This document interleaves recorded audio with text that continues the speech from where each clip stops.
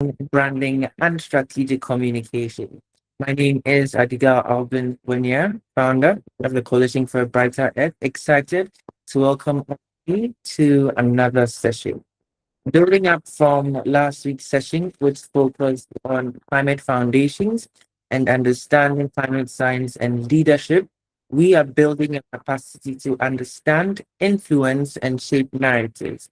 And today's conversation lies on a pivotal moment: communication, the pathway to influence, to shape, and to change narratives all around us. In a few minutes, we'll delve straight into the conversation, but let's be mindful of the housekeeping rules.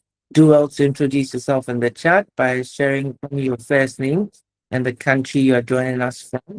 Feel free to share other contact information at your discretion. In lieu of safeguarding and privacy protection, we advise that you only share what you are most comfortable with. And if you're as excited as I am for today's session, can I see some reactions coming in the chats and the comments using the reaction button?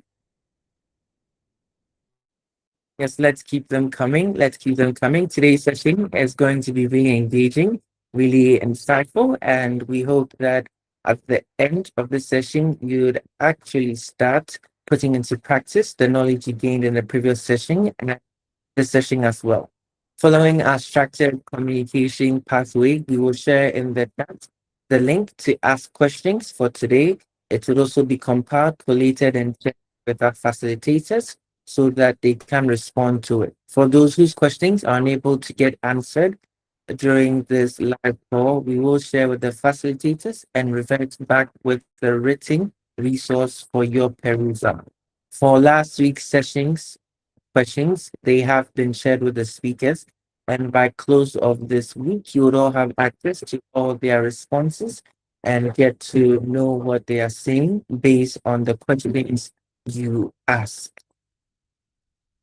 Also, we would have the attendance link shared in due course. Currently, it is available in the description of the YouTube, but it has been closed. Mid-session, the attendance link will be opened so that you can begin putting in your details, and it would have the 24-hour window to ensure that you are able to fill in accordingly. And we understand that many are still having challenges with communication. As mentioned previously, the emails is not going to remain the primary means of sharing information at this point. We are currently exploring better pathways to communicate with all of you, but we advise that you join the WhatsApp channel and also follow the guidelines we have shared on our various social media pages together with the posts that have been made. Every step, every detail guidance has been shared publicly so that you can access that information. And those who have even gone a step further to send us direct messages via our social media pages, they have been responded to accordingly to the best of our ability. Now, it's time to begin today's conversation. With a resounding applause, silent but exciting, allow me to introduce our first facilitator for today's session. He is in the person of Mr. Paul Issa of the Passing Global Consult, where he spearheads and leads the Talent Incubation Hub. Today, his session is going to focus on storytelling as a key pathway for influence in climate conversations. Paul, welcome and over to you. All right. Thank you, Alvin. Thank you for having me. Good afternoon, everyone. Welcome once again to the Climate Skills for Youth program, our second session. And we're excited to continue this important learning journey with you guys. As Alvin has rightly said, today's session will be focusing on storytelling, branding, and strategic communication. So yes, I'll be laying the framework in terms of storytelling. So in terms of storytelling, our theme for today will be from communication to influence, because you cannot hope to influence, if you cannot hope to have influence without communicating clearly. So keep an open mind, because this session is very, very important for you as our change makers, as our wonderful, wonderful climate leaders from all over the world. Because you see, people may, understand climate issues, but not everyone knows how to communicate the issues clearly. In today's world, your ability to communicate clearly and properly can determine whether people listen to you, and that also determines whether your ideas get the necessary support that it deserves, and whether your solutions will create real and lasting impact. So today, before we get into the session, I would like to have us look at a video from the 14th UNESCO Youth Forum, where we spoke on climate action, climate change as it relates to us. So yes, this video is from myself, and I would like you guys just to have visibility of it before we dive into the session proper. Enjoy. Our next segment celebrates that spirit in full color because sometimes the most powerful messages aren't delivered through speeches or reports, but through creativity and art. To continue celebrating the dreamers, we are about to experience something truly special, a spoken word performance by one of our fellow Youth Forum participants. So please open your hearts and let's welcome to the stage Paul Yisa, a Youth Forum participant from Nigeria who will share his spoken word poetry, The River Remembers. Please welcome to the stage Paul.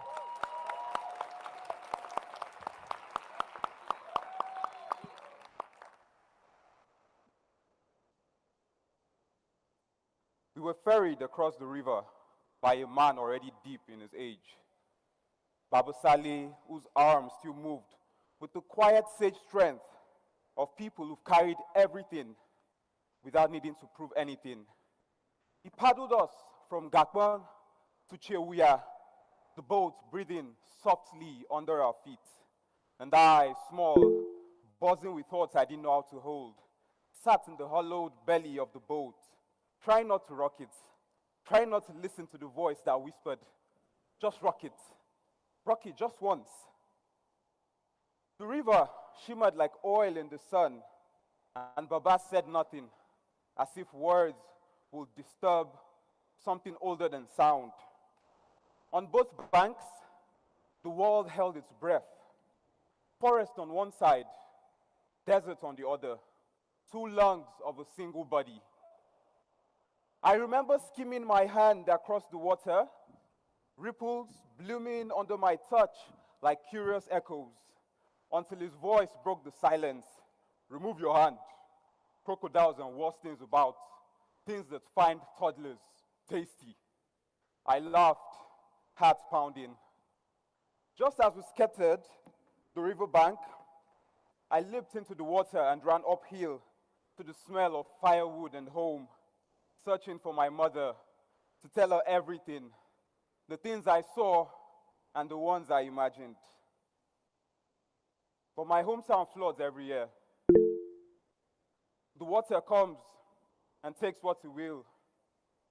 Paddies, homes, and echoes of laughter, the river remembers. We moved my grandparents to the city, and my grandfather, who once lived by the river, began to fade far from it. He lived to 113, but I still carry the ache of the lake ride I never gave him. When the sky falls down, when the clouds burn and the trumpets sound, when the moon goes red and the oceans choke, and the fish lie belly up on the shore that once fed 1,000 mornings, what will we do? Will we smile and say it wasn't our doing? Will we run? Will we hide? Will we leave? Or will we die? Listen, the earth is not a thing we own. It is a charge we carry. We, every single one of us seated here, we are custodians, not masters. We owe a duty to speak for rivers, to translate the language of storms, to defend what was never ours to waste. I carry the river like a love. I carry the river like a promise.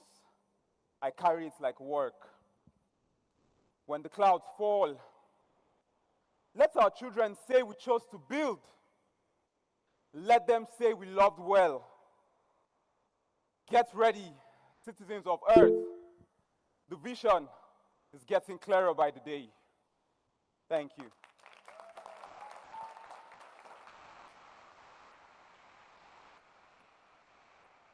Wow, that was so powerful.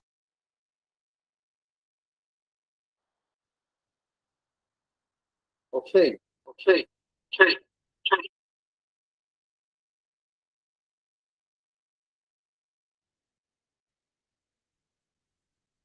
All right, thank you, everyone. Yes, so that was from the 14th UNESCO Youth Forum held in summertime, where I communicated the issues that we're facing here in the parts of Nigeria, where I'm from, these perennial floods, and that was what inspired the piece, The River Remembers. Because when, the perennial floods come, the water levels swallows up uh, almost everything within sight. We all know floods are, a salient issue in terms of climate issues in Africa, but we have to be able to communicate that. We have to be able to show the human part of that. So yes, our climate issues can be properly communicated, so proper solutions can be propounded. So yes, once again, I want to reiterate that this session is very, very important because today you'll be learning how to communicate your climate uh, your climate solutions to the issues that you're facing in your own unique communities. So we're going to be talking about not just how to communicate, but how to communicate in a way that inspires people, inspires, decisions, and drives the necessary action. So by the end of this session, I would expect you to better understand how to tell climate stories, and how to communicate, of course, with different audiences. You have to make your communication specialized to the different audiences. And also very important on how to build your personal brand and, of course, how to position yourself for opportunities and partnerships. So you see, climate change is not only a science problem. Yes, science is important, very, very important. Off the back of that, research is important, data is important, but there is another major issue that we can't overlook: communication. Because many people still do not fully understand climate change because the information is often too technical or too difficult to connect with. That is where the place of humanizing the information comes in. Bring it down to the level of whom you want to communicate to, dependent on your audience. You have to be able to code switch. You have to be able to communicate given the context.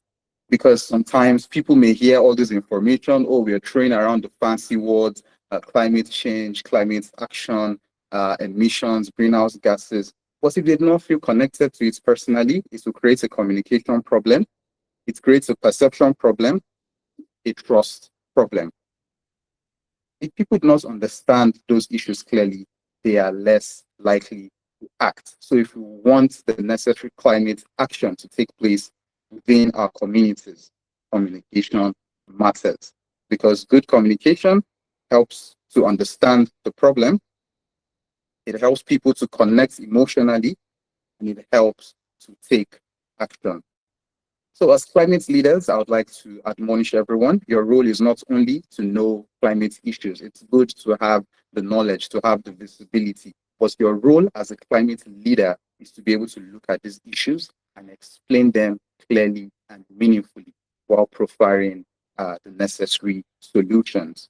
So you see, the real gap that we have across the climate space today is that, yes, as mentioned earlier, data exists, research, we are not short of research in terms of, climate action, climate issues. And yes, solutions already exist. There are people doing wonderful things in their own spaces, even at the level of, the international development partners. Wonderful, wonderful solutions are being put in place to mitigate the effects of climate change, such as, the few, that's the flood early warning, which is, peculiar to my part here in Nigeria, and that has been, put out by UNESCO and the Man on Biosphere uh, network. And that has helped communities in terms of flood early warning, in terms of detection and being on the safe side. But however, a lot more can still be done.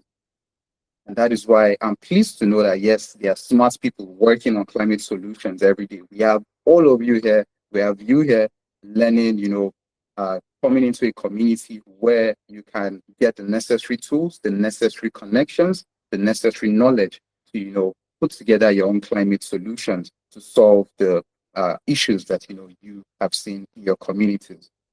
But despite the fact that, yes, we have people working on climate solutions, many messages still do not connect with people. Audiences are disengaged because they feel, oh, this is, far above them, or it has nothing to do with them. And that way, many opportunities are lost. Why is that? Because information alone is not enough. The real gap is communication, not information. You see, some people only focus on sharing statistics and, the tidbits, but numbers alone do not always move people emotionally. You have to be able to speak to, to the inner thoughts. You have to be able to speak to the heart. You have to be able to paint a picture with your words, whether written or spoken. Because people remember stories, people respond to human experiences, and people act when they feel connected. And that is why storytelling and communication are very, very powerful tools in climate leadership.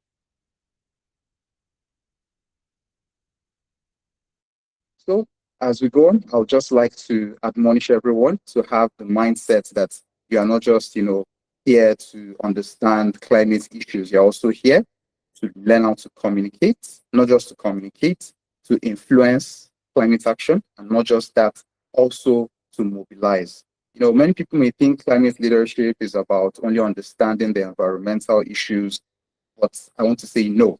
For those of you here, your role is bigger than that. You're here to, let me reiterate, to communicate, to influence, and to mobilize action. And what does that mean? It means you're here to help people understand climate challenges. You are here to help communities see solutions to their problems. And also, you're here to learn how to encourage institutions and leaders to act, because climate leadership is not passive, it requires active communication. Your voice matters, your message matters, your ability to influence matters most.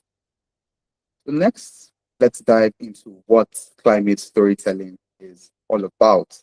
So, climate storytelling is the ability to simplify complex information, take note of that, to connect data to human impact, and to inspire action.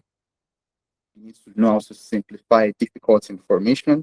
You need to know how to connect the data to real human experiences that will speak to people's hearts. And that way, it will inspire people to take action.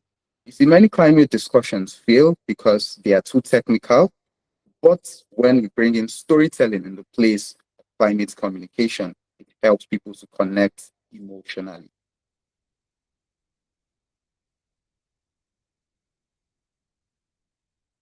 So, from data to narrative, I want us to look at the difference between weak communication and what an example of a strong communication is.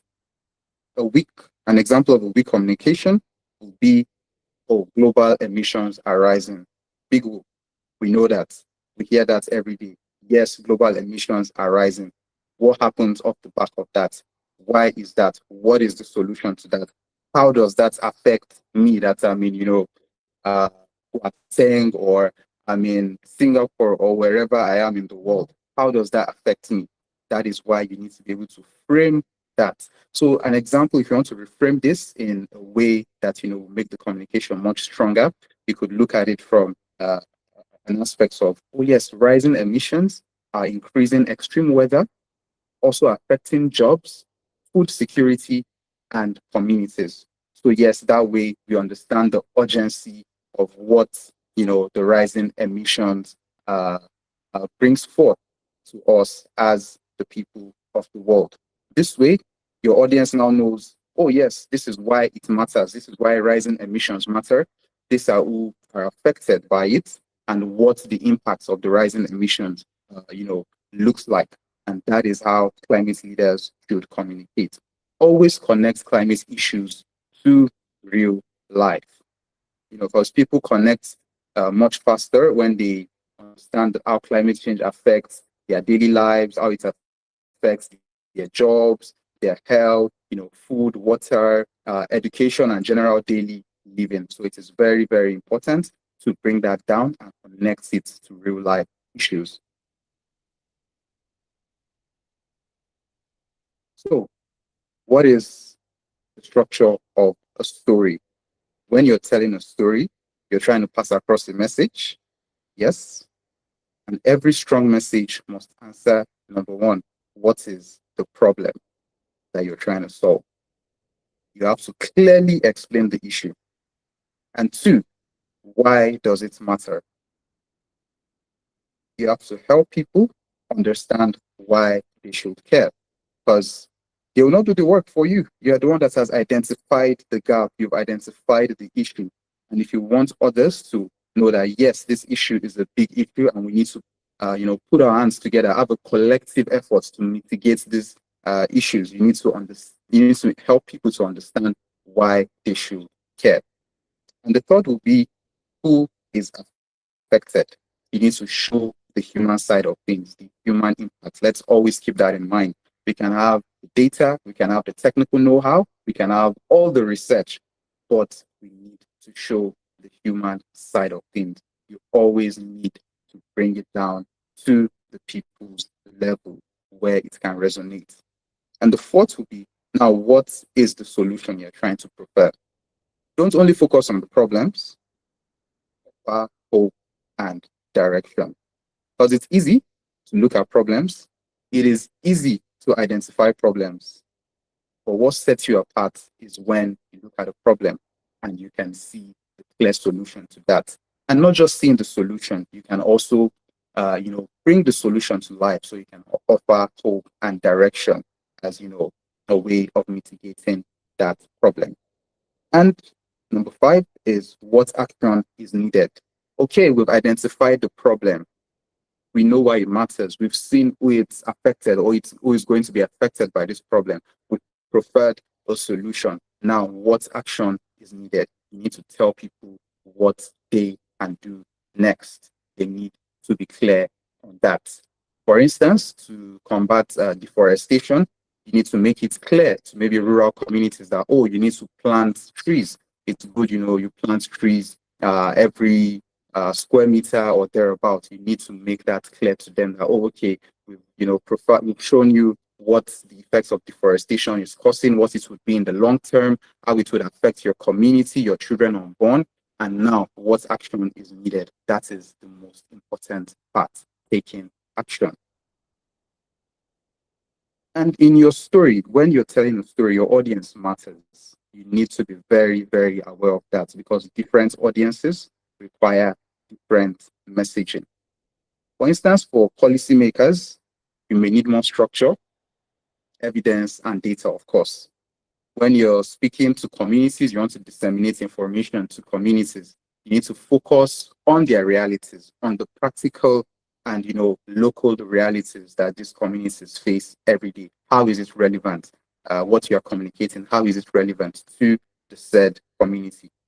And for young people, for youth, of course, who us, your communication has to be engaging, it has to be inspiring, and it has to be action focused. When you're communicating for corporates or partners, for instance, you have to show them the impact. Corporate organizations will always focus on impact. They will always focus on sustainability goals and measurable outcomes. What is the ROI in this for them? So that has to be communicated clearly. Mind you, the message may remain the same across board for policymakers, for communities, for young people, for corporate. You may be trying to pass across the same message, but the delivery has to change from time to time depending on the context.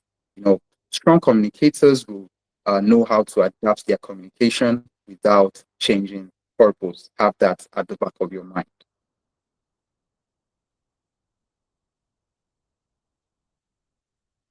Okay, thank you guys. Yes, let's look at our channels of influence. We are very, very familiar with different channels of communication. Chief among them, social media. If you're trying to communicate your uh, climate action initiatives, you're trying to communicate whether it's the issue, you're trying to tell your climate story. You can communicate either through social media, of course. We know the usual suspects. We know the platforms: Instagram, Facebook, LinkedIn, X, and the likes. Another very important medium will be public speaking. You have to get on podiums. You have to go out there. You have to do the work. You have to speak to the people on ground. That is a very, very strong channel of influence in terms of climate storytelling. You have to be prepared to, speak publicly and communicate your ideas across clearly. Another would be, of course, the traditional media, so to say, which is still a very, very powerful medium advocacy. TV, radio, reports, articles, newspaper, publications, those are still very, very powerful channels of communications for, the older generation and whatnot. So we cannot neglect the importance of this medium of communication. It holds quite a bit of influence. Another we could look at is also reports and proposals. Very, very important. You've noticed an issue, you've been able to prefer a solution, you need to put that together in form of whether a report or a proposal to the necessary body, to the necessary partners. Visibility is a strategic asset that cannot be overstated. It is very, very important, and not just for popularity, but for impact. The more visible your ideas are, the more opportunities you can attract. That is why you should begin building your communication presence very, very intentionally. Now we need to look at a very, very important bit in terms of mitigating misinformation and also trust. That is one major challenge in climate communication today. Some people share false information, some people may deny the climate realities. Sometimes people simply do not trust what they hear. Oh, this does not affect me. I don't see how what you're speaking about affects me. That does not mean, you get all worked up and we go guns blazing, placards. Oh, you must, listen to our message. You must conform or get out of the way. No, as a climate leader, your role is to communicate clearly. Let me reiterate that. Your role is to remain consistent and you have to build credibility. Don't focus on arguing with people aggressively. That's what, only serve to deter your purpose. Rather, focus on clarity, focus on truth, focus on presenting evidence. And that way, the trust will be built. You need to keep in mind that trust is built over time. It doesn't just happen overnight. And people trust communicators who are clear, who are honest, who are consistent, and who are respectful. So let's have that at the back of our minds.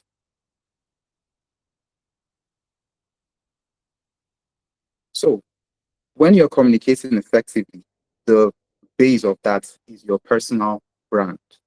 Before you tell a story, people need to know, of course, let's use this as an example, when you go to the bookshop, you pick a new volume, you pick a new book from the bookshelf, you are excited, you look at the cover, I like this, but then the next thing you do is you flip to the back. Okay, who's the author? Is this an author that I know? Okay, what's the author's branding like? You are very, very interested in that. So before people will hear your story, before people will, listen to or read your story, they want to know who you are as a person, how you are branded as a person. And that is what helps to build trust. And that is what helps people to remember you. Because a strong climate brand needs to have clarity, consistency, credibility, and visibility. That way, people should clearly understand what you stand for, what issues care about, and what value you bring to the table. And this personal branding is your online presence, it is your communication, and it is your actions.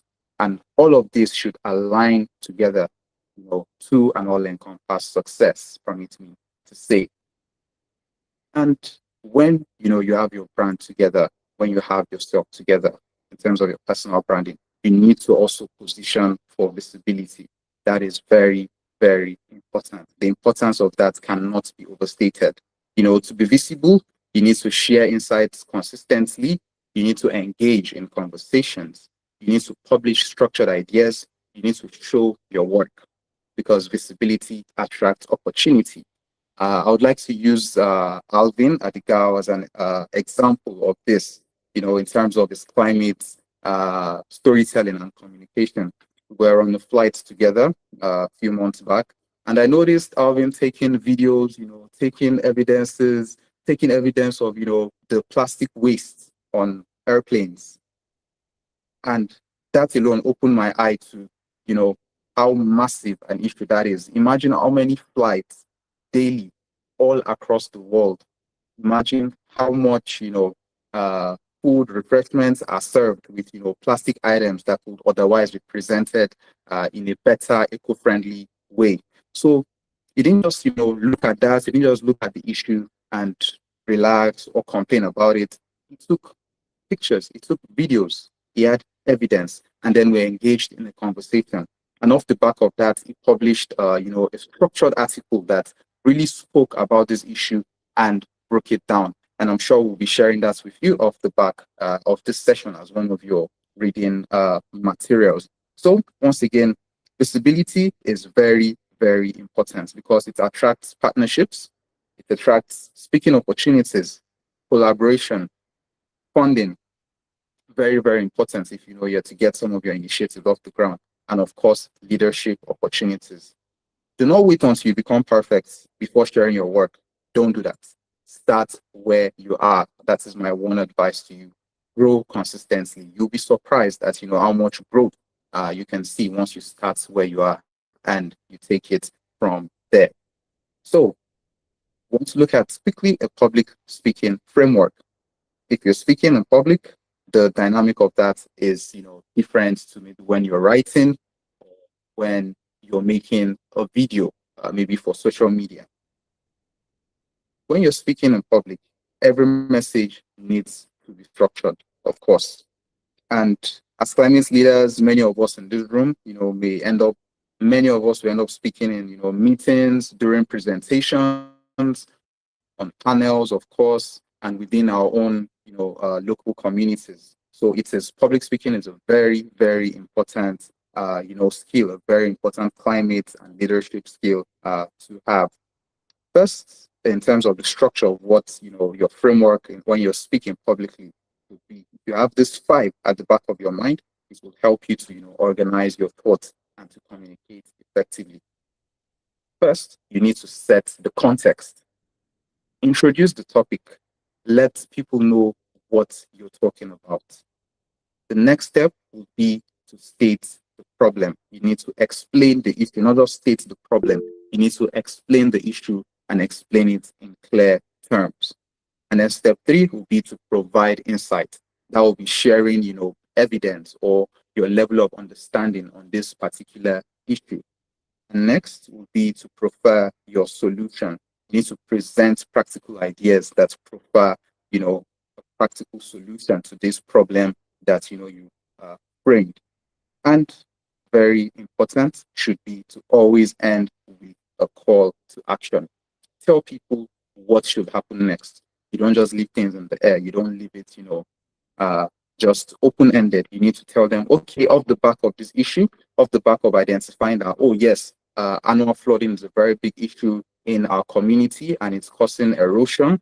And these are some of the evidences that I've been able to put together on this, and maybe these are some of the solutions that we are profiling to ensure that the waters don't come and take over the communities like the last time. Next would be, okay, what should be the next action that should be taken? You need to communicate that effectively to your audience. Always speak clearly. That would be another point I would give. And speak with purpose. Do not rush. Focus on helping people understand you. you're the one communicating. Your one goal, your major goal should be to ensure that those that are listening understand the message you're trying to pass across. So, you see, as mentioned earlier, partnerships are very, very important. In the climate ecosystem, you need partners, no matter what climate solution you're preferring, no matter what sector, you are in. Partnerships are very, very important.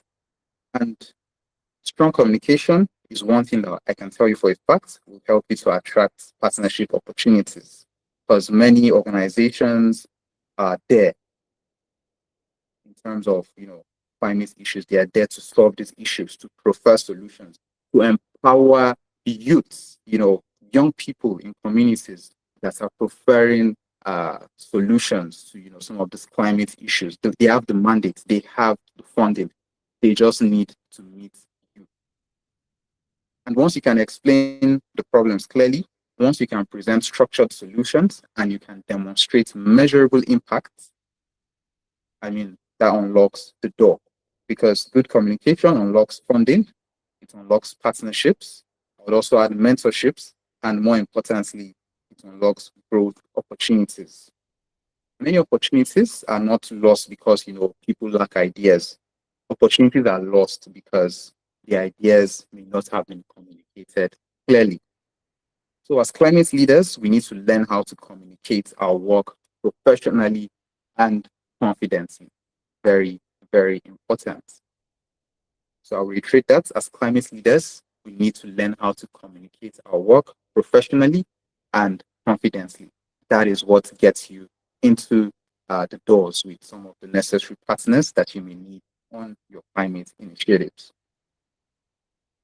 So yes, before we conclude today's section, I would like to give you another example of a wonderful, wonderful climate story that I love so much by my wonderful friend, Alvin Abigail.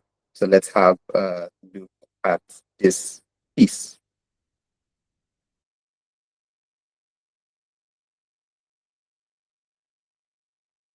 I'd like to hear from one last Youth Forum participant, someone whose words capture the spirit of our generation. He joined us from Ghana, and through his art, he articulates the hopes, struggle, and courage of young people taking climate action around the world. Please welcome to the stage Alvin Abigail.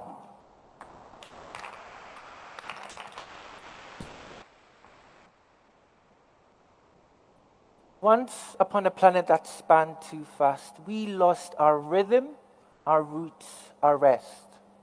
The rains forgot its seasons, the rivers forgot their beds, and we, you, me, all of us, forgot what it means to belong to the same sky. There are places where childhood ends with floods, where dreams are built on sandbags and survival. Places where the only thing rising faster than sea levels is the cost of hope. Because we measured progress in profits, not in people. We let our city so bright we could no longer see the stars or each other. And somewhere between the meeting crisis and the climate summits, we forget to ask the simplest question. And dare I ask, will we forget it this time around? What happens to the heart when the earth stops breathing right? It's not about melting ice, it's about mothers melting down because the harvest failed again. It's about boys dropping out of school to dig for gold, girls trading classrooms for kitchens because the water ran out. For those who are still looking for proof, this is not science fiction. Science and friction, and we are the generation born into both the storm and the solution. But you see, it's not just doom and gloom. We scroll through chaos, double tap despair, but maybe Hope's algorithm just needed a refresh. Does Hope algorithm need a refresh? I want to hear your response. Does it need a refresh? Youth of the 14th UNESCO Youth Forum, does Hope need a refresh? If it does, let me hear it loud. Does hope need a refresh? Yes, I agree. Hope needs a refresh. They call us the Wi-Fi generation. Well, because yes, wireless fidelity. We stay connected even when the world disconnects. We dream in pixels, we act as people, laugh through the leaks, meme the madness, and still show up with buckets when the floods hit home. From Accra to Samarkand, small cities to big islands, we are rewriting the forecast. We are the wind after the wildfire, we are still the calm after the climate. Because quite frankly, our world is warming up, but so are our hearts. We're heating up with vision, innovation, and with that stubborn conviction that when young people speak with courage, the future listens. So 3 claps to the doers, to the defenders, to the drivers, and to the dreamers. Because we are proof that our future is still negotiable and that hope is not an endemic endangered species under the IUCN Red List. We are proof that we are shaping our future. We are changing the narrative. And when the history books ask who wrote the ending, scratch that. Who wrote the new beginning? Let that answer be simple, be clear, be loud and bold. That we did that. Can I hear that? We did that? We did that. Because Earth isn't angry. All she wants is a text back with action. Are we just going to subscribe or just put out the hashtags? We're going to text her back with action.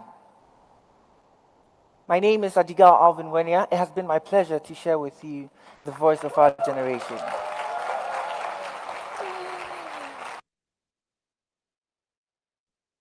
Beautiful, beautiful.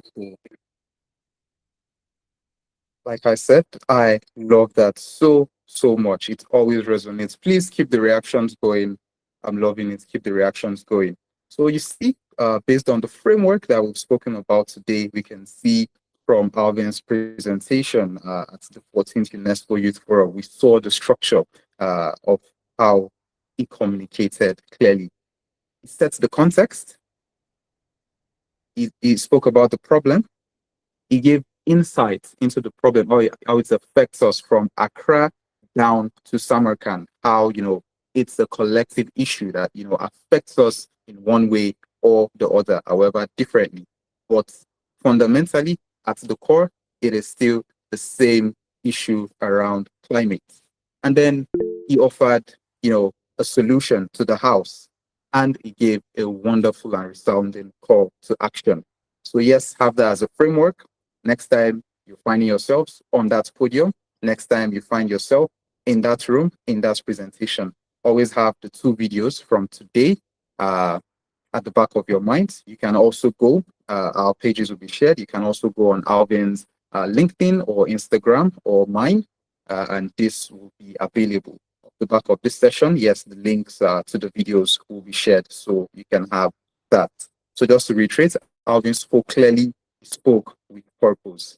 You should too, wherever you find yourselves, are wonderful, wonderful change makers. So as we conclude today's session, I would like us to remember this important message that climate leaders must be able to, 1, think clearly, you must be able to communicate effectively and influence strategically. Your voice is a tool. And what does that mean? It means that the way you communicate can either inspire action, it can build trust, it can attract opportunities, and it can create impact far beyond your wildest dreams. So never underestimate the power of clear communication.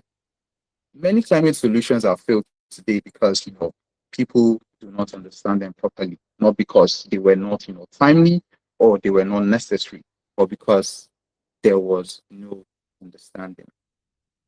That is the power of effective communication.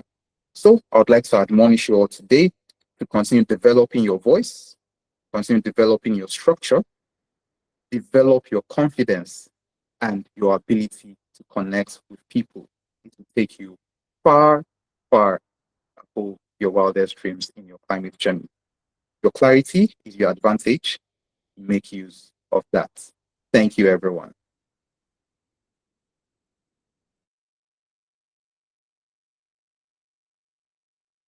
Thank you so much for that, Paul. It was a truly great presentation and quite nostalgic for me. I actually didn't expect this, so it's quite humbling as well. And just as Paul said, communication is one of the most important tools you would need to explore as a climate leader in order to get the message where it needs to get to for action to take place. Joining us in a moment is our second speaker.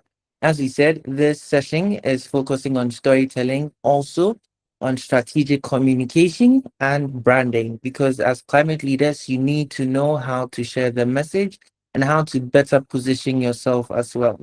For your questions, you can share them in the Q&A chat.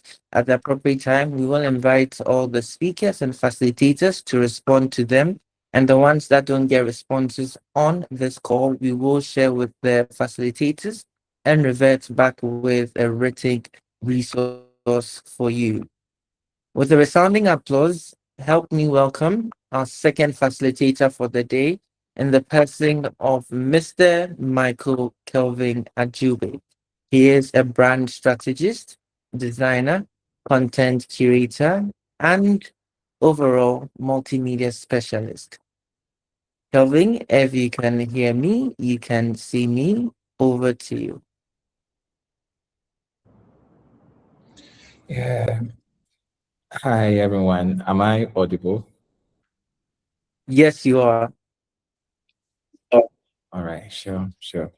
So I'm excited to be here today to learn with us and also to share the knowledge that I have. I hope by the time we are out of this call, we will be living with better insights and new ways of us telling our stories as advocates for climate change or even beyond just climate, we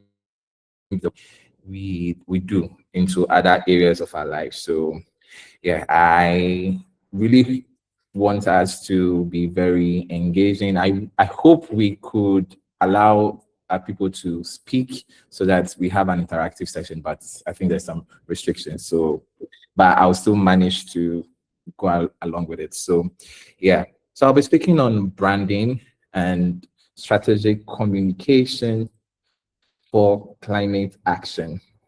So war at the end of every action or any campaign or any message that we put out there, what we want at the end of anything is for an action to be taken. So let's say, for example, we say that the second use plastic, one yeah, so for example, we talk about plastic, right? And we use the plastic over and over again.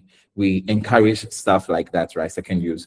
But in our locality, mostly in West Africa, where I am, we have rubber bags, which is discarded right immediately, right?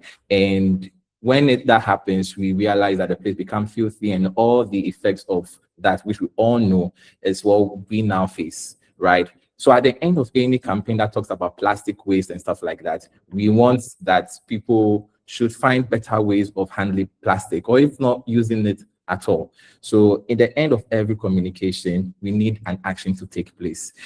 But unfortunately, we do not see that happening on the space.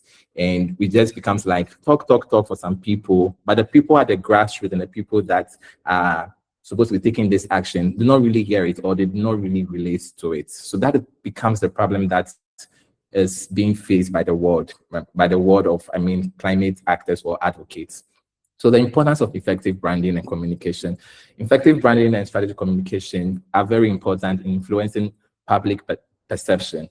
So we need this to influence people's perception, let them see the world through our lens, let them understand the problems that we are seeing and we are trying to communicate to them. So engaging diverse audiences. So you do not want to just communicate to maybe the policymakers. You also want to bring it down a bit to the locals. Let them, they can also take part in one way or the other. So when you are crafting your message or crafting your communication, you want it to be diverse, to be able to reach different groups of people, and also drive action, which I've spoken on. So if it's a policy that is going to happen in the country or happen in the state, well, that is what we want to happen. So by translating complex scientific data into compelling narratives, communicators can mobilize individuals and organizations towards climate solutions and effectively address misinformation. So now, this is why I was saying that I wish that we could open the mic for more people to speak, but we can do this on our own. I'm sure there has been an ad or a campaign that has resonated with you that you're like, yeah, this is really, really deep. Or what we just listened to from Alvin, the speech was very entertaining, but at the same time, very educative. So stuff like that has stayed with us. And it goes just beyond what is being spoken, right? It's also how the message is being passed. So let's use Alvin's speech, for example.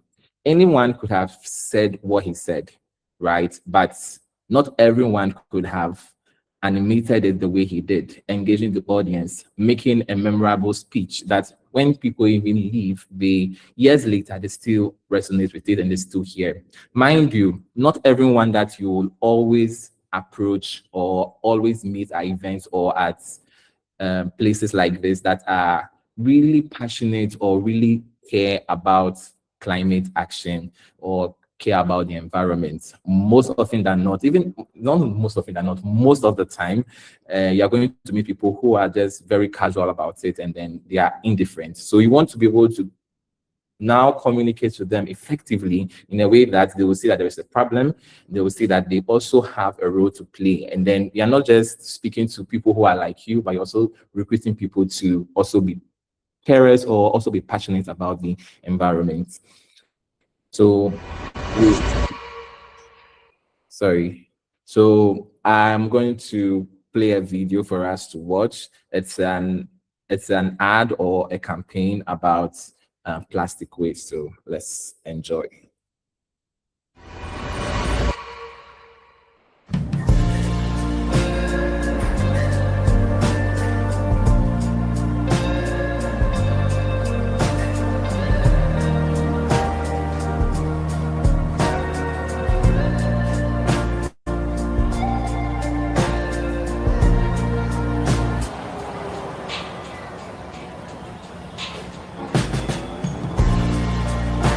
Strange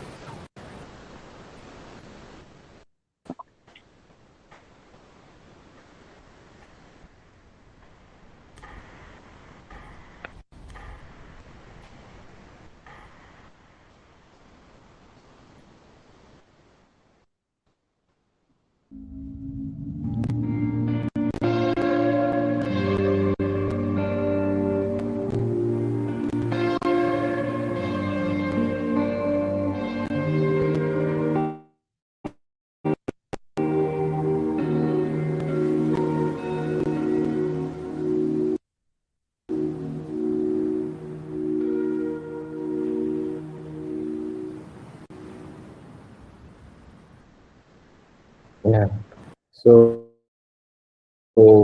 this, am I audible though?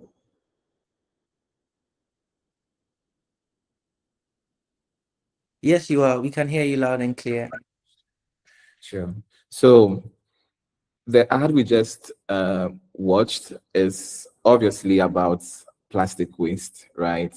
But it just didn't, I mean, the creators of that campaign didn't just say, single-use plastic is bad. No, they created a different world where it now becomes that plastic waste has taken over the earth to the point that we are now eating plastic waste. So you see the metaphor there. So that is in itself becomes strategic communication, right? That in itself also becomes storytelling. So you see that there's a message that is clear, that is known, that we have heard several times. But as an advocate or someone who is very passionate about this, how are you telling this story in a way that people would remember, and not just remember, but for them to also take action? So as we proceed in this presentation, my presentation, I'm going to be referring back to the video. So right now, climate work alone is not just enough, right? So most of us may be involved in planting trees, may be involved in advocacy or public speaking or going to events and talking about all this, right? But that in itself alone is not going to cause change to the problem that we are facing. People are still going to be reckless and act as they want, right? Because even though we are trying to get into the policymakers, if the people who are the majority, I mean, who are not so passionate about what we are passionate about, are not seeing the effect, are not being like, are not relating to whatever the problem is, then we are still going to go back and come back and have the same problem, and we are just going to remain in the talking rooms forever. We're just going to remain in the conferences, in the calls, and just talking. But the work, we do the little work, and then they are doing the major damage. So climate communication is more than just awareness, right? It involves educating. So you're educating people of the effect, educating people of the problem, and then you are mobilizing. Mobilizing in this sense means that you're putting people together and then you are getting the work done, right? So not just yourself or people who are so passionate about it, but you're also getting more people to join you. And influencing, so influencing policymakers, influencing fans, right? Influencing fans, influencing young people and all stakeholders. So strategic communication in its sense builds credibility and action. So if you're able to hack how to pass a message to people, you are going to be trusted, right? You are also going to get the work done. And public engagement is essential to climate solutions. So that's what I was saying. I've been saying that aside just the policymakers or the big rooms that everyone do not get the opportunity to go in, the market woman, the regular person who doesn't know anything about this, they might have heard, but they do not know to the extent to which the human race has caused harm to the earth. So they are just casual about it. So you want to also be able to get into those people. So strategic communication. These are the things that you're supposed to be looking at. Who are you speaking to? Are you speaking to a teenager? Are you speaking to a local farmer? Are you speaking to somebody who is very educated? Are you speaking to a teacher? That is one question that you should ask yourself whenever you are trying to pass an information or trying to educate someone on something. What do you want them to feel or to do? What do you want them to feel or to do? So in this sense, do you want them to take an action? Do you want them to feel regret for probably some action that they had taken in the past, or something that they have done in the past? Do you want them to see the world in a different light? Do you want them to understand the problem, to bring the problem to the house? I mean, make it very localized. And why should they care? Those are the things you're also looking at. And how should the message reach them? In this sense, we are looking at, are you going to do through social media? Are you going to use their local, I mean, Ghana, we have local information centers, maybe a big megaphone that's when you put the information there, everybody in the community gets to hear that message. Or are you going to do it on the radio? Are you going to use newspaper? Are you going to use social media or TV? So those are the things that you are supposed to be looking at when it comes to communicating the problem. So communication is not just posting online, right? So yeah, you have done the work, right? Let's say you are the type who is the social media person, like Alvin, and you've done the work, you've gone to this meeting, you've had this conversation, you've been called so and so place, you've been on this stage, and then you post it on social media. Okay, everybody gives you the likes, everybody say yo yo yo yo yo, yo. But what did you go and do there? What was the problem that made you go to that stage? What change do you want to see in the world? People do not know about those things. Though you are getting engagement on your post, you have done so your idea has been able to cause so and so percentage of this and that, but the problem still persists and people just give you the like. So you want to be able to as much as possible, any information or any communication that is relating to this area should be able to shape at least one person's perception, right? Even if you're not getting 50 people, if just one person is able to see the world differently, is able to understand these problems differently, then you have won in that area. So this is an example of some posters that I saw online that just we're just looking at it and just reading it, you're able to feel something, right? So I'll focus just on the last poster here. So you see, obviously the person looks like someone from a poor background or maybe probably suffering, and there is a drawing on their leg with slippers. So obviously they did not have the means to afford slippers, and what is written there is little needs. So with just this poster, first off, you get to know that, okay, this is a poor person, and then whatever this campaign is for is to get this person slippers. When it comes to the other image, you see a child trying to draw something like a board, and they've written ABC. So they do not have access to education. So these are like different ways in which you can communicate a message to people. And so, yeah, this is also another poster that talks about carbon dioxide in Nigeria, stuff like that. So we're just looking at it, you know that, okay, this is what it's talking about. And then 81% of Nigerian original forest cover is now permanently destroyed. So the image, without even looking at it too much, you are able to see that, okay, the world is, I mean, our country is spoiling and things are going on, like, are not really cool, right? And you can see from the image that I don't know what those things at the top are called, the refinery stuff, bringing the smoke and whatever, is being connected to the trees. So those stuff are replacing our trees. So this is a very emotional type of graphic that is able to communicate the message for us, right? But the problem is we are unable to do that. So that's why we are here today. And then there is another one, let them feed on food, not toxins. Straight up, you are telling us that the plastic is getting into our oceans and the fishes are feeding on fish. So these are just like examples of campaigns or posters that I saw online that are very, I mean, they speak about the issue, but they're not using a lot of numbers. They're not using a lot of text. They're just going straight to the issue. This one I love the best because it's very deep. So when you see an image like this, and people wrote, we are either talking about a death sentence or somebody trying to kill themselves. So in essence, we are trying to say that plastic is as clean ourselves as human beings, right? We talk about pollution, we are cleaning ourselves. The water wastage, we are killing ourselves. So this metaphor is things that we are supposed to be looking at. So not just putting it in text or putting it in graphics or putting it in analytics and numbers and stuff. Let's try to be creative the way we communicate our message to people. And in that way, you are reaching more audience. You are getting your message to resonate with a lot more people. So very similar to what the previous speaker talked about. So I'm just going to rush this part. So the climate storytelling framework. So for me, I feel like climate climate storytelling is not just sharing information, which I have said over and over again.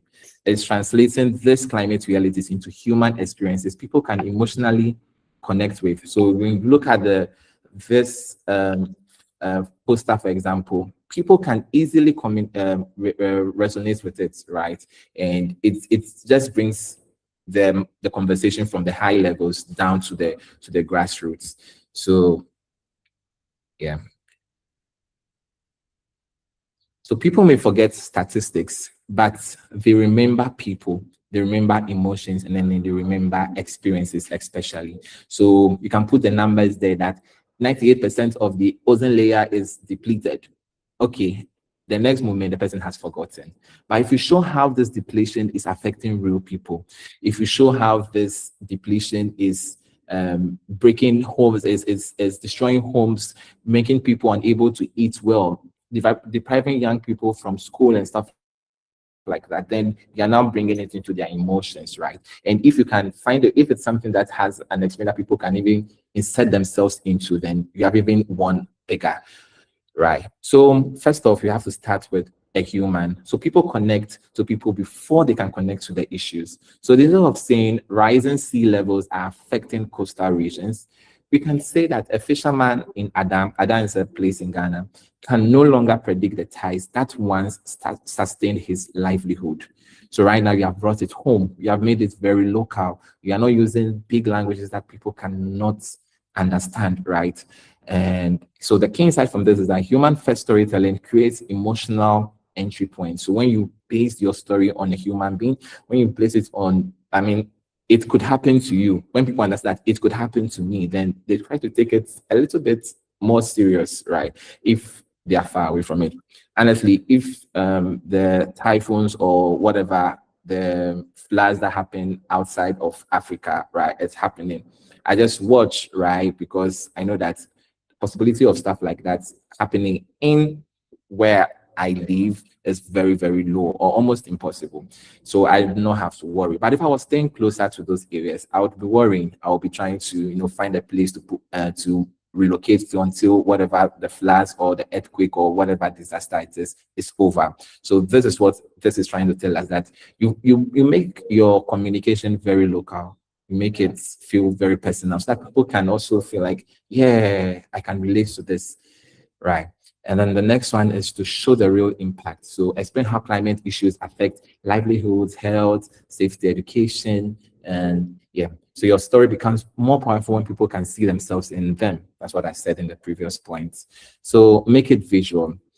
Aside just writing in text, aside just showing us numbers, a strong climate communication helps audience imagine the situation. So use stuff like maybe the sensory description. So maybe instead of you smelling fresh air, you're going to be inhaling smoke or fumes from the exhaust of cars, right? When people think about that, when you're in the street and then the fumes from people's cars get into your nose, it's not pleasant at all. So when people start thinking about stuff like that, right, then you are trying to get the message home. You're bringing it home.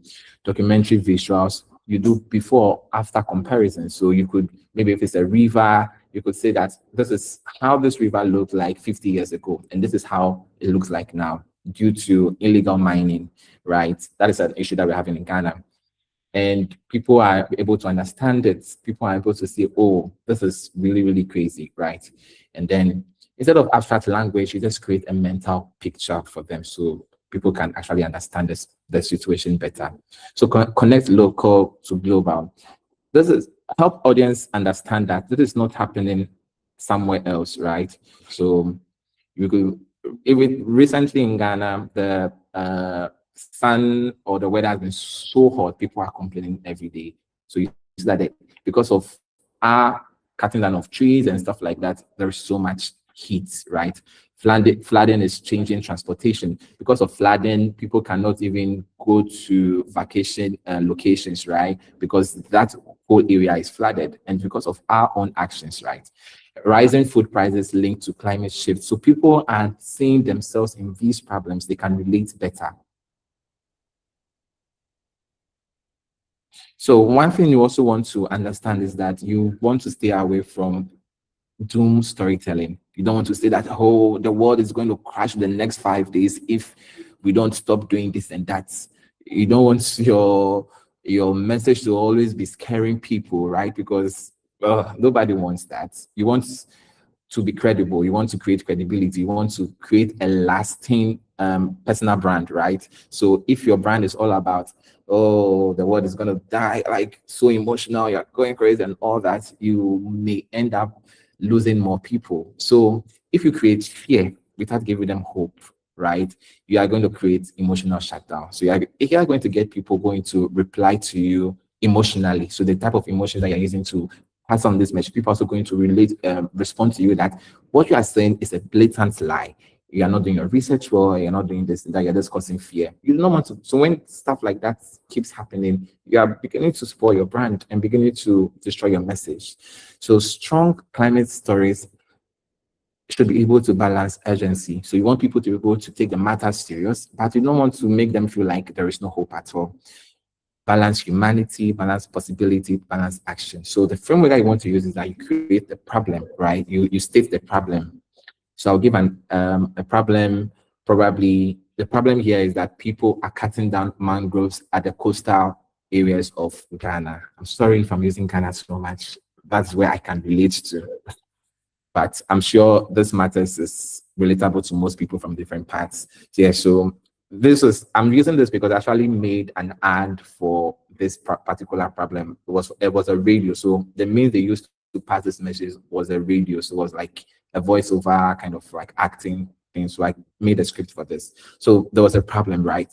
The problem was that people were cutting down the mangroves at the coastal sides of Ghana, right? And it was now having human impact, right? In the sense that when the sea tides rise, the places get flooded. Certain species of fish that were located at the mangroves do not exist anymore. So, and these market people or these fishmongers had built little sheds around this coastal area. So when the flood came in, all their shares, all their fishes that they had in their fridges and everything got lost. And they lost everything, right? People were cutting down the mangroves for firewood. But this problem, the problem that was going to, the effect of this problem was even way bigger than the firewood that they were cutting down the mangroves for. But in that same art, we're able to create hope that if they start planting mangroves again, if they start preventing people from cutting down the mangroves, if they're able to balance between what they are using for firewood and also what should remain, then there is hope for them, right? It may not be immediate, right? So in that particular script that I created, you could see that the market women now took it on themselves to be challenging people who come to like cut down the mangroves for firewood or whatever they're using it for. It was mainly firewood. And then that becomes the action. So the action was now the women knowing that if we do not protect these mangroves, fishes are going, and when the men go for fishing and then they are kept in the fridge or our sheds are going to get destroyed. We won't get money, we will lose money, all our effort is wasted. So this in itself, you are able to talk about the problem and then you're not scaring people, right? You have show them the issue and also show them how to solve this problem. So always end with possibility. So what can be done? People need to know how they can take actions into their own hands. A very classic example is telling people to use their own water bottles when they go out instead of using disposable plastic cups, right? And so in this way, people know that, okay, if I have my own plastic and my own bottle, I'm not going to be causing weight. If I have my own spoon when I go to a local restaurant, I'm not going to be using a plastic spoon because I have my own spoon. I could easily clean it and put it back in my bag, right? So now you're putting people involved. So the goal is not only awareness. The goal is not just to tell people that this and that, so many talk, it gets boring, right? The goal is to mobilize people. So not just mobilizing people to go and plant trees somewhere, not just mobilizing people to go and clean a beach, not just mobilizing people to go to the market and be clearing their gutters and clearing whatever, but in their own homes, in the comfort of their homes, in their workplaces, they become advocates, even though they are not taking the matter seriously as you and I present in this call are taking it. So the 5-part climate story model, again, referring back to that, to what I've said already, is that who is affected by this issue? What is the change we want to happen, right? Or I mean, sorry, what climate issue is happening? So what is the problem we are currently facing? And then what does it matter to the community or to the people that are being affected? And what do you want people to take out from that information? Do you want them to just feel empathy? Do you want them to take responsibility? Do you want them to have hope for the future? And what should be their next action? So if it's something they're going to donate, if it's something they're going to open their space, if it's something they are supposed to join the action, maybe you are planning to plant trees, they're going to move and come and join the tree planting activity. So those are the things we're supposed to be looking at whenever we are putting a message. So that message is not just one-sided. Everything becomes equal, and we are not just wasting our time or wasting our energy. So the previous speaker also gave something similar, also has something similar. So weak climate communication. So flooding displaced 20,000 people. Okay, move on to the next story. Maybe I saw this on TikTok. Flooding displaced 20,000 people. Then maybe I'll just see a man come and talk about how the flood has destroyed his house.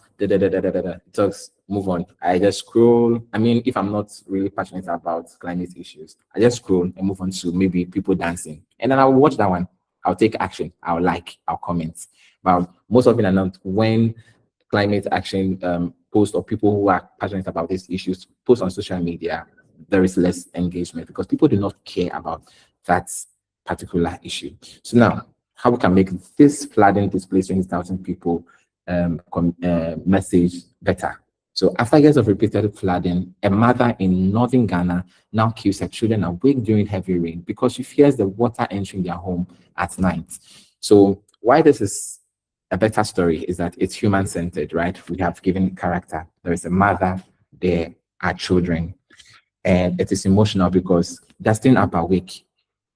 They are not sleeping. They are afraid that the flood is probably going to wash their little shed or their little house or their little mud house away, right? And or the water is going to enter their house and then probably are going to drown, right?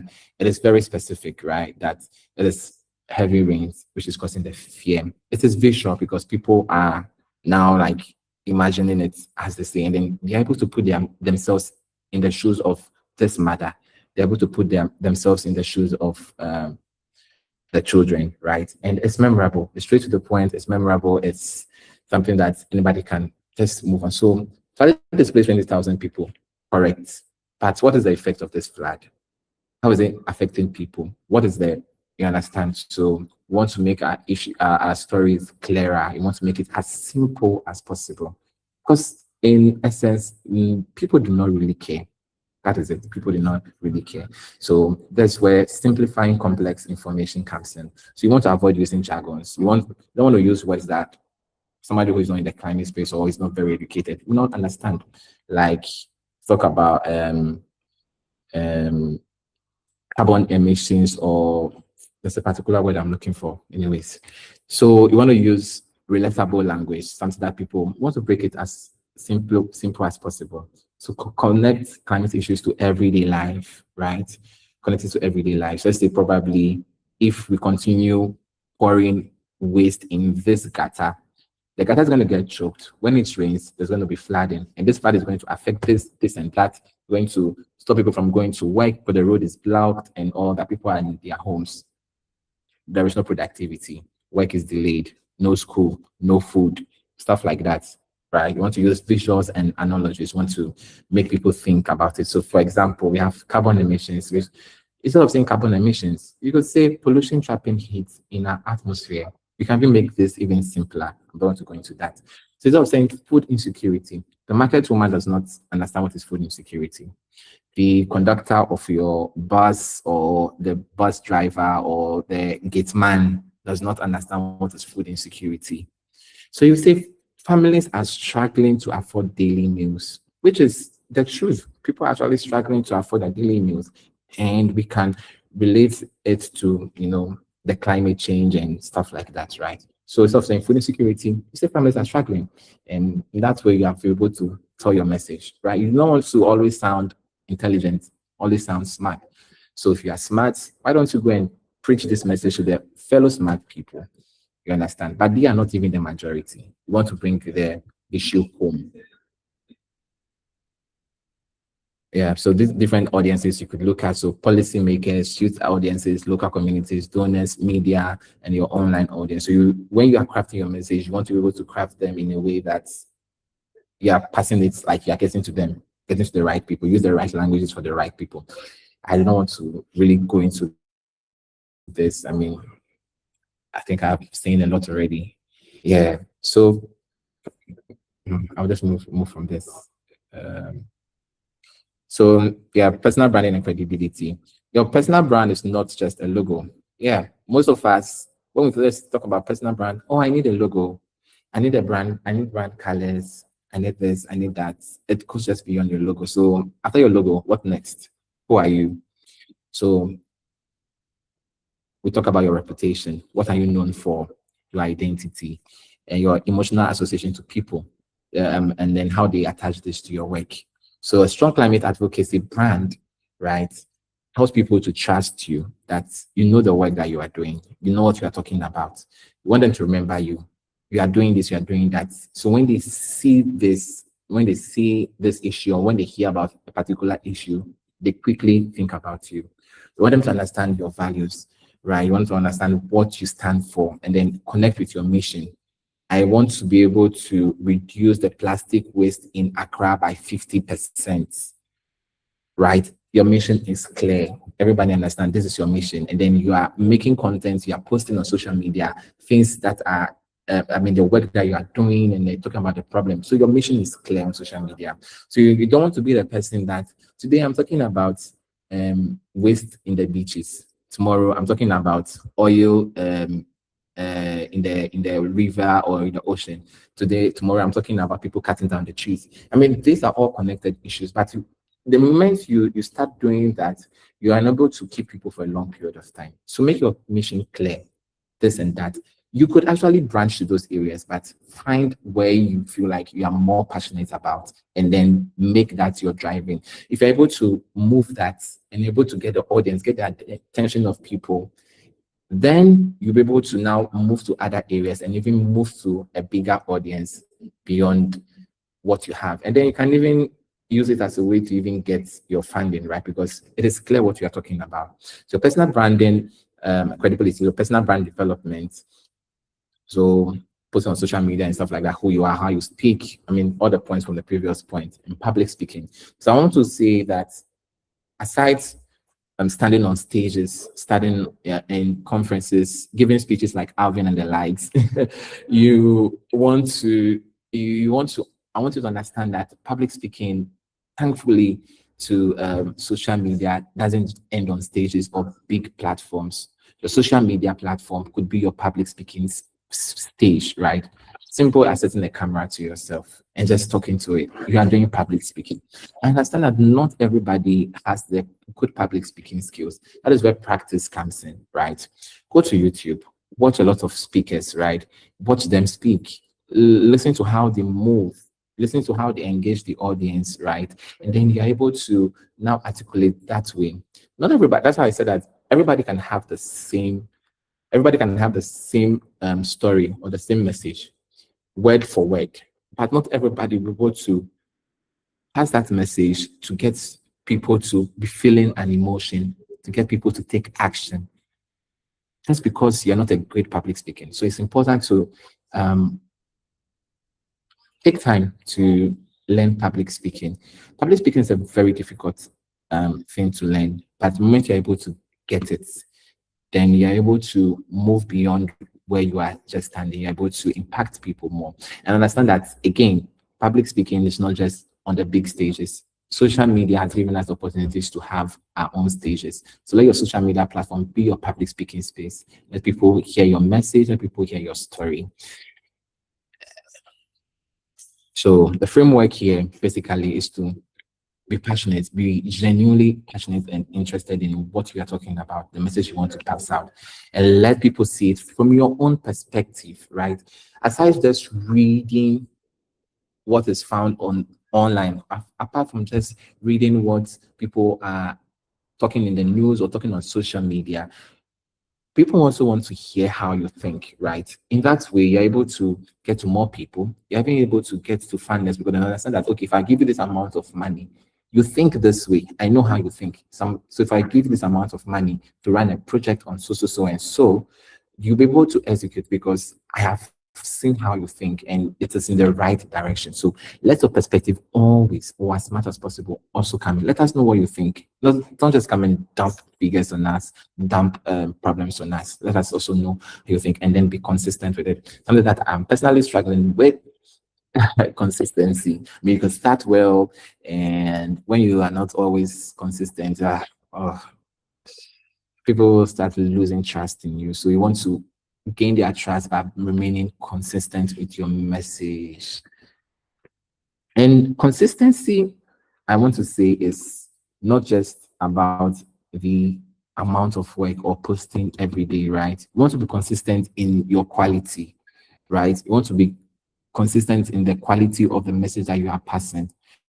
So even though you are posting once a week, what is the quality of that message that I'm posting once a week, right? So not just posting every day, 2 times a day, every day. No, you want to be consistent in the quality, you want to be consistent in the props or whatever you are using, right? You want to be able to be in people's mind all the time. So look at those things. So I think this is my final session. So define your core issue, right? So what climate issue do I deeply care about? So this is for all of us present here. We want to understand the issue that we care about. Is it climate education? Am I a fashion person and I want to talk about sustainable fashion? So you find your area. So this is like guiding us to be able to find areas that we can speak about. So circular economy, food systems, climate justice, renewable energy, waste management, youth mobilization, and climate storytelling. So you want to find a niche, or not necessarily a niche. I do not really advise. I mean, personally, I don't think about a niche. I don't have a niche, right? But you want to find an area that you are very strong at, an area that you care more about, right? So define your core issue. Define your positioning. So position is what you want to become known for. I want people to associate my name with maybe accessible climate education, visual storytelling, in terms of climate and the environment and sustainability. So you want to know what people want to find where people want to know you for, like understand where people should know you for. So define your brand value. So develop a consistent voice, right? So let's say, for example, you start posting on social media. You want to know, you want to get a way that people will receive your message. So is it educational? This, and this is happening, and this, and this is happening. This is what you have to do, and this is what we are going to get at the end of everything. You want to be bold. You want to be shouting at people on the screen. I mean, it could be your way of passing your message, right? But again, you do not want to be causing fear. Remember, you don't want to be causing fear. So is it documentary focused? You want to get into people talking, you want to films and stuff like that. Is it research driven? Is it hopeful? Is it policy oriented? So you want to find the type of voice that you're using to tell your stories. And when you understand that, people are going to know you and know you better. So yeah, so build visibility intentionally. So you want to document your work consistently, like Alvin does sometimes, and share your field experiences. You've gone here, share it. Let's just see what we are doing. Post insights and reflections. Give us information. Let us hear your point of view. Speak publicly. Turn on, like I said, turn on your phone camera and speak. Share your information. Share your knowledge. Share your insights. Let us hear how you think, you understand. And then when you get the opportunity to even be on the bigger stage, you're able to reach more people, and then your credibility even raises. So not all of us here, not all 84 people or how many people are on this call are, big or have spoken at big stages. But if you're able to start from somewhere, you're able to get to those big stages and even get to the big funding that everybody wants, right? So collaborate with communities, collaborate with groups, collaborate with NGOs, and as you are doing these things, let it be public. Let people see that you are doing this and you are doing that. So participate in communicate in conversations online and create educational content. Just find a creative way to pass your information. And then when they see it and then people are now going to understand that this is what you stand for. So in summary, right, when you talk about your values, so who you are as a climate change advocate, or I'm transparent, I talk the truth, I'm passionate about this, people understand your values, and then you add your voice and people keep seeing you. I mean, you have been seen and people see you all the time, you are consistent, and then they know that they can trust you, you are credible. Then in that way you have gotten your brand, that becomes your brand. So it's now up to you to now start putting yourself out there on social media. I mean, you have the brand already, but if you don't put it on social media, the brand is just the brand, right? It's just like having a logo and not doing any work. It is just there. So when it is aligned, people begin to recognize your work. They trust how you communicate. They recommend you to people. Oh, I know this guy was working on so and so. Many of us can relate to that, right? We've recommended or we have recommended someone, and you get to get it becomes possible for you to get invited to collaboration. I'm working on this. Can you join us on this? Because they have seen that you are doing this. So maybe an organization or somewhere that you are looking forward to meeting, they would rather even see your work and go like, oh, we see that you work on this. Can we collaborate on this project? Right. And then this is able to connect you to opportunities. I cannot really talk much about that because we understand the benefits of all this. And then the final one, I think previous speaker also talked about this. So I'll just move. Yeah, so that brings me to the end. I wish we could, I mean, this is just like a quick like summary of everything, right? But in our own free time, let us go in and understand these issues. Let us learn how to create videos. Let us learn how to, if it's little graphics, if it's improving the public speaking in our own time, let us go in and get better in this area. So that, because if you do the work and people, or you see the problem, do the research, people, nobody sees it, then becomes the problem still exists. So it's in our hands right now. So thank you very much. This is the end of my presentation. Thank you so much for that, Kelvin. Truly an enlightened presentation. And just as Paul did earlier, you took us through the journey of strategic communication, personal branding, and how to tell the climate narrative the way it is. To an extent, I felt ambushed today. It looks like I was a case study in today's presentations. But yes, it just goes to show that strategic communication, branding does help in amplifying conversations around climate change and the opportunities available for us as young people. I'm going over the comments live on the stream, and they are really good. Compliments going on to facilitators for sharing insightful discussions and enlightening us more on communication strategies.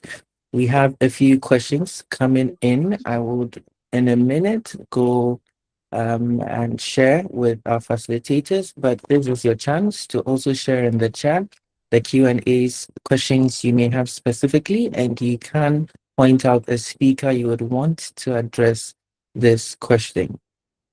But if you are as excited as I am for this knowledge being shared, let me see more reactions, let me see more comments, let's see how excited you are.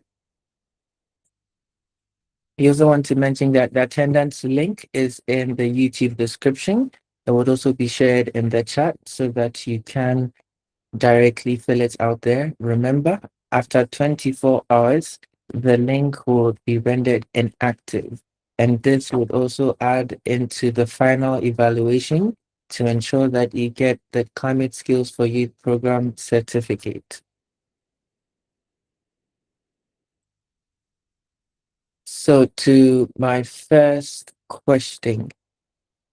So to Paul, how do we balance urgency and hope in climate communication? Paul, would you prefer having all your questions as a lump, or you'd want to take them one at a time?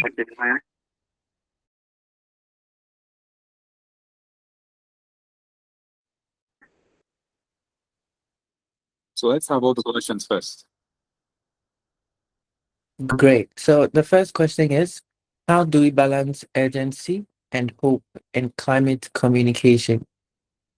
The second is, can strategic communication influence systems and policy, or does it mainly shape individual behavior? So those are two questions coming to you. For Kelvin, you also have two questions here.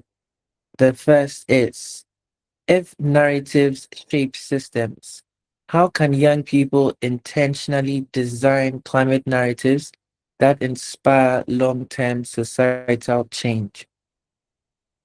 Should I take it again? Yeah.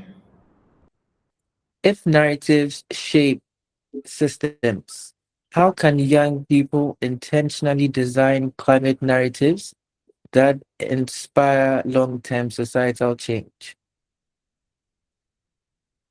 And the second is a really long one, so kindly listen. How can youth build visibility and credibility on social media platforms to amplify climate voices and opportunities for influence?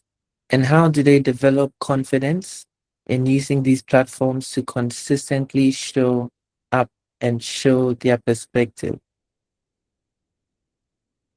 I'll take that again.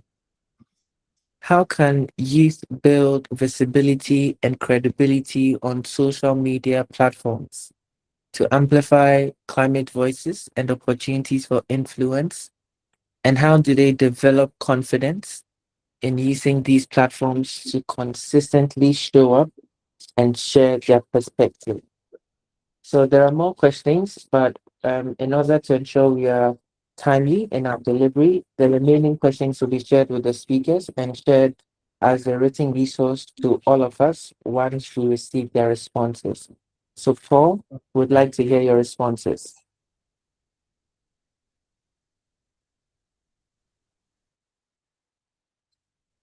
Okay, thank you, Alvin. Thank you, everyone.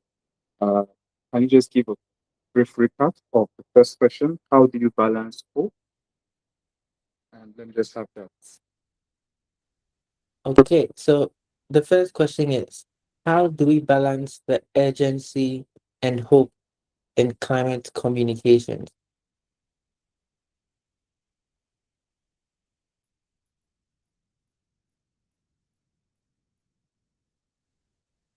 Okay, thank you, Alvin.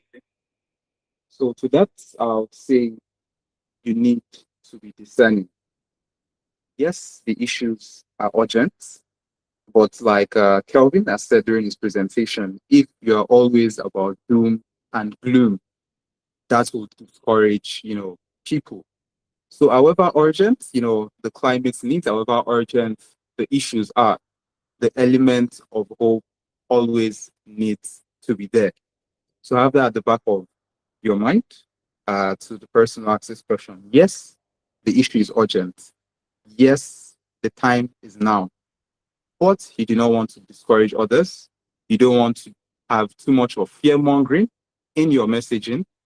That way you're going to, scare others away from taking action. Like the analogy that Kelvin gave, when people are scrolling on the timeline on social media, oh, you see this person talking about, oh, climate action, oh, the world will end in so number of days. More times than not, you just scroll past. You look at the contents where someone is dancing and it's all, hope, and you like that. So if you want, your message to be passed across, clearly you need people to, interact with your message. You need to find that balance. And how do you find that balance? In the issues, when you see the climate issues, when you see how urgent that is, you also have to ensure that you look at the brighter side of things. That is why, as I said during my presentation, always prefer a solution where you see the problem. So, on one hand, you have the issue, it is urgent, it needs to be attended to. On the other hand, you have to offer hope in form of a solution and a call to action. Thank you. I hope that answers the question. Thank you so much for that, So, Paul. do I go ahead and answer the second question? Yes, you can.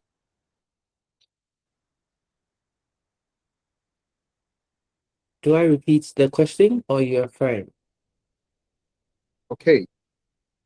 So for the second question, I think that will be, how can strategic communication influence systems and policy? Can strategic communication influence system and policy, or does it mainly shape individual behavior?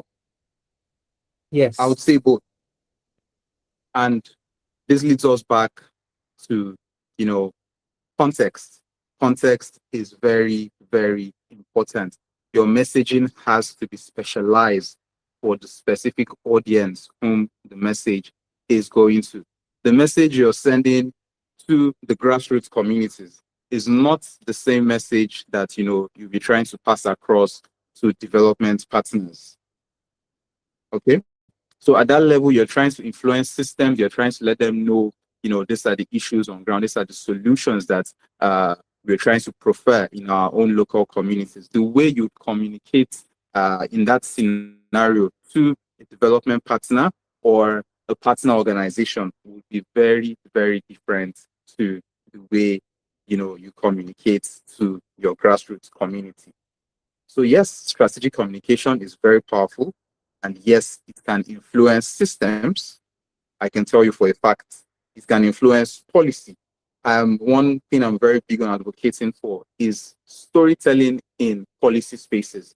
That has to be very, very, important. It needs to be looked at. That is, the way that the policies, the so-called lingo and all the big words and all the numbers, it is storytelling that will help break that down and humanize it. Not just, for those at the top level, but for those at the grassroots. Because real climate justice starts with the grassroots. So yes, as you're building your messaging, of course, for those at the top of systems, those that influence policy and all that, also keep in mind that you also need to build your messaging for individuals. And you need to put that within context. Thank you. Thank you so much for that, Paul. Great insights you have shared. So now let's hear from Kelvin, the responses to the questions. Right. So two very long questions. I was thinking, can I answer this question as well? So I'll try my best. Right. So the first question had to do with designing narratives that would actually cause a change or shift systems. So what you want to understand is that when you are telling your story or sharing a narrative, you do not just want to talk about the problem, right? You want to give people responsibility. So we can say that throwing of waste in the gutters or on the streets is bad. Act now, right? But when you do that, you're not getting the work done. People will just sit and read, right? So you want to give them the responsibility, right? That this is the problem that we are having, right? So you also give them the agency over the doom that we are not going to just die. So you frame the story around who we want to become or who we are becoming. So it's not just about what we are losing or how the problem is affecting us. So we are saying that we are the generation that is building, that is rebuilding the world, right? We are changing the narrative, we are changing the story. So we are not just doomed, but it is up to us to take charge. So give people the responsibility. That is why it is important for you to localize the issue. You want to make it very localized as much as possible. So when you're telling a story, you want to make it come home, right? So in that way, you're able to design you're able to craft a narrative that reaches home. So what's in to me personally, right? I would say instead of, I mean, the policymakers have the bigger say, but even if the policymakers are to bring these new policies, they are to bring these new laws and standards against maybe importing of second-hand clothes from the US or from China or whatever. Even policies are breaking and people will still find ways to bring these things into the countries or into our places, right? Let's talk about plastic. People will still find ways to use them. People will still will struggle, right? So when you are taking the problem, you're also creating a solution, right? What's going to be the replacements? So those are the things we are supposed to be thinking about, because people will still find ways. People will still be suffering, because in the end, it is the rich people or the policymakers that will still benefit from any of this. So if you're not benefiting, forget about us that are at the down side, right? And then the second question, which is about building visibility, credibility, and confidence online, right? So with visibility, you want to post in public, you want to share your story in public, share it on social media, and then when it comes for you to commenting on certain information, on certain things, on the narrative that actually shift the system, you are doing that in private, but in public, let us see that this and that, this is what is going on, right? Do not just document, do not just announce, you want to also document. So probably I was invited to speak on a national climate action forum or something, and I just posted. I gave a speech on the national da da da da da da. Da. I posted. I've announced to everybody that this is what I did, but I didn't tell us that okay, we launched this new device that is able to clean the rivers, take the mercury out of the rivers, take the waste or the chemicals that the illegal miners are putting. We launched this. This is what happened. This is what happened. This is the problem. You have not documented. You have not actually told us what you went to that conference or went to that forum to talk to do, right? You just announce to people, so people are not able to relate. We just, like I said, you give you the likes, then you move on to the next post. So another thing you should also understand is that you want to also use a format that is best fit for your narrative. So let's say if something is best fit for writing, maybe probably an article would be the best way for you to pass this message. Let it be an article. Do not force yourself to make a video out of it. If whatever you have to say is best fit for a 30 seconds or 60 seconds video, make that 60 seconds video and post it. Do not put it into writing. Personally, what I see most is a lot of writing. Not everybody has time for writing. Your message could fit for radio. Your message could fit for short video or view yourself. If you're a filmmaker or you have the tools, you can create a short film around it. That is how that message is able to get to people better. So do it that way. So do not force video if writing is a stronger solution for that problem, right? Or stronger way to pass that message. In terms of credibility, so you want to, when you talk about some of your work, you want to be able to link people to be able to go and read bigger. I mean, for those who are interested, you want to maybe, if you have picked resources from someone, or you've taken inspiration from someone, or you saw something online or from a conference, you want to tag these people. You want to give them the credit that this was inspired by so and so. In that way, people will not come and say that you stole my idea, which we are hearing currently, the fashion show thing, I don't know, award night thing, right? You don't want to get that issue. You want to create a brand that is credible. You want to create a brand that people can trust. You don't want to be a thief, right? So you have to be very careful about stuff like that. And in terms of building confidence, there is this statement from a creator that I heard like last week, that it takes a very long time for one to become an overnight success, which means that it takes a very long period of time for you to break or for you to become a big thing. It might be very difficult in our space currently as a climate action advocate or a speaker or someone who is passionate about the environment to actually be known, or for people to see you, or people to like want to watch your content, right? But if you're doing the content right, if you are putting yourself out there in the right way, and you're doing it consistently, your confidence is going to get better. So do not put a lot of pressure on yourself that I have to, when I make this video, I have to get so and so likes and stuff like that. No, you rather bring your confidence down. So you start small, you start from what you have, you start from where you can start, right? So separate your voice also from a performance. Your perspective is shaped by what you're actually doing and seeing. So if you post what you are seeing, if you post what you are doing, you won't feel like you are performing, right? It becomes like you are speaking out of experience. You don't want to be a performer, you want to be a doer, right? You want to show people that this is what you are doing. And then lastly is that get feedback from friends, get feedback from people. That's why I started making content, but I stopped because I wasn't consistent with it, right? But what made me get better when I was creating content is that I was always asking people for feedback. How did I sound in this video? How was I looking?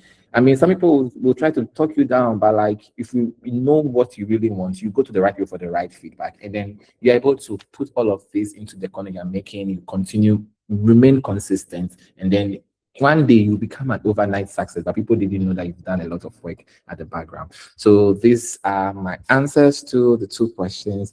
Thank you very much for those questions. I've learned a lot myself, and I'm quite happy. Bye. Thank you so much for that, Kelvin. Thank you also, Paul. The answers you gave are really, really insightful.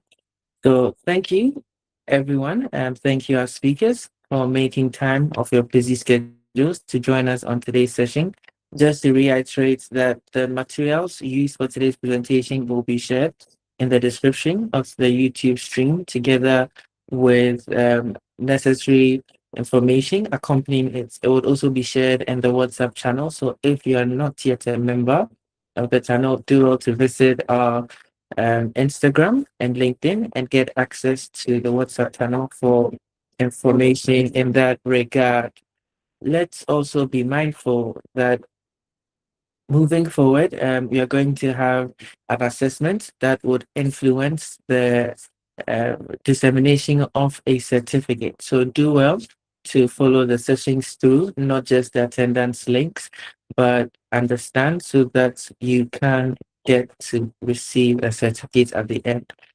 We have an announcement from our partner from AAGC in the person of Ambassador Daniel. If you're ready, you can go ahead. Okay, thank you very much, Alvin.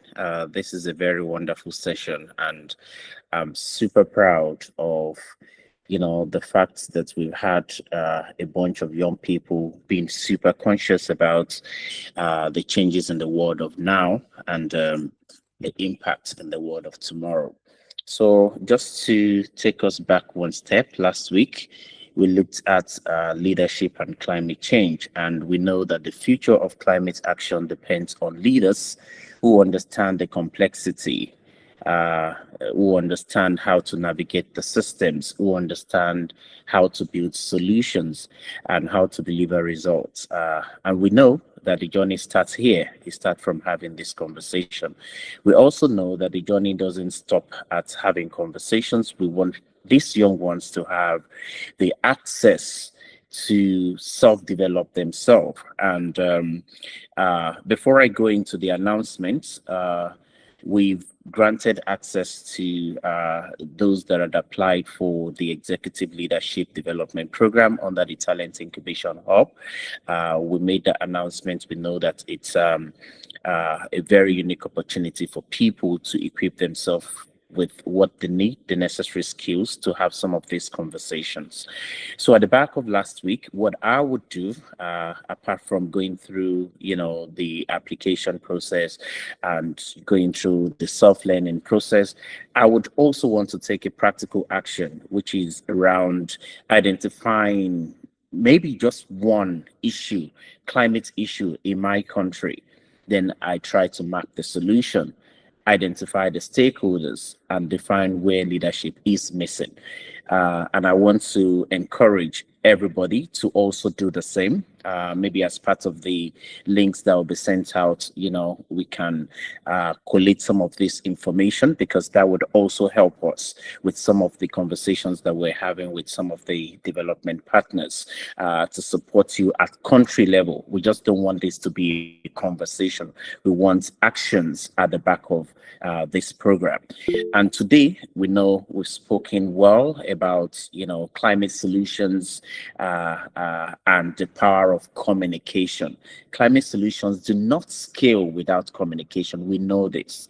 And your ability to tell the story, your ability to build trust, your ability to influence stakeholders will determine the level of impact that you get. The most powerful climate leaders, as we know, are not only those who understand the problem, but those who can communicate clearly, position the issues strategically, and mobilize action. So I'm encouraging each and everyone to please remember that your voice is your tool, your clarity is your power, and your structure is your advantage. So at the back of this, we've also this is me going into the announcement. We've also had conversations with developmental partners to support the young ones when it comes to branding and communication. Although this is kind of focused on business branding and communication, the conversation is still ongoing. And once we are able to close out on those conversations, we'll be sharing the access to the learning platform for these, just in case, there's somebody out there that's been able to not just see the problem around climate and climate issues, but also be able to draw up a solution, be able to also see business around this that is commercially viable and problem solving. This will be very, very, very useful, and it may not be within the time frame of this program, within the month, but yes, we want you to be aware that there will be communications that will be shared to all the participants of the Climate Skills for Youth Program 2026, and this will be all through the year. As we're closing out on conversations, as those opportunities are unfolding, we will be bringing this to your attention. As Alvin rightly said, please do well to be part of the social media page across Center for Brighter Earth, for a Brighter Earth Climate Skills for Youth Program, all-encompassing global consults, the Talent Incubation Hub platform, and also the channel for this year's program, the WhatsApp channel for this year's program. Once you're on any of it, I would encourage as much as possible be on most of these platforms, so that would then share communications. Would also send communications via emails as we close out on some of this conversation. Our focus and our determination is to have a world of young leaders that are conscious of what's access and the power they have to influence the world of now as into the world of tomorrow. And on this very note, I want to say congratulations to the Climate Skills for Youth Program participant 2026. We are on the road to success, and there's no holding back. Thank you once again, and let's enjoy the rest of our week. Over to you, Alvin. Thank you so much for that, Ambassador Daniel. And as he's mentioned, just as our speakers have mentioned, the honors lies on us to make impact and to make good use of the knowledge we've gotten. I believe strongly in action, not just the words, not just communicating, but communicate with the things you also do. Do well to stay engaged on our various social media pages. If you have any concerns, do well to reach us via direct messages, DMs. Our email channels are not active at the moment, so please be mindful of that. And yes, let's keep the conversations, the energy, and the participation going. See you next week for our session. We have an amazing lineup of speakers, and next week's topic is going to focus on climate, entrepreneurship, and innovation. So if you want to know how that happens, how ideation works, feel free to mark your calendars for next week's session. Enjoy the rest of your day. See you next week. It's bye for now.